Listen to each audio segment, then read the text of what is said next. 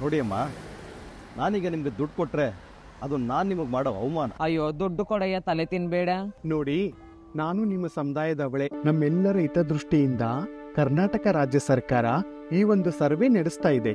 ನಾವೆಲ್ಲರೂ ಅದರಲ್ಲಿ ಭಾಗವಹಿಸಬೇಕು. ಆದ್ರಿಂದ ನಮ್ಗೇನ್ ಲಾಭ ಇದೆ?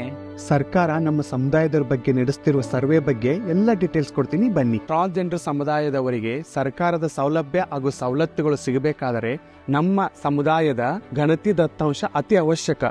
ಸೌಲಭ್ಯಗಳು ಮಾತ್ರ ಅಲ್ಲ, ನಾವು ಸಮಾಜದ ಮುಖ್ಯವಾಹಿನಿಯಲ್ಲಿ ಇದ್ದೀವಂತ ಗೊತ್ತಾಗುತ್ತೆ, ನಮಗೂ ಒಂದು ಅಸ್ತಿತ್ವ ಗುರುತು ಸಿಗುತ್ತೆ. ಸರಿ ಅಕ್ಕ, ಈ ಸರ್ವೆಗೆ ನಾವು ಕೈ ಜೋಡಿಸ್ತೀವಿ, ನಮ್ಮ ಸರಿಯಾದ ಮಾಹಿತಿ ನೀಡ್ತೀವಿ.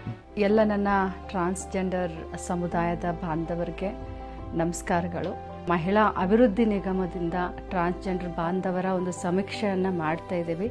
ನಿಮ್ಮ ಜನಸಂಖ್ಯೆ ಇದೆ, ಆ ಜನಸಂಖ್ಯೆಗೆ ಅನುಗುಣವಾಗಿ ನಾವು ತಮಗೆ ಯೋಜನೆಯನ್ನು ರೂಪಿಸ್ತೀವಿ. ಬನ್ನಿ, ಈ ಸಮೀಕ್ಷೆಯಲ್ಲಿ ಭಾಗವಹಿಸಿ ಮತ್ತು ಯಶಸ್ವಿಗೊಳಿಸಿ.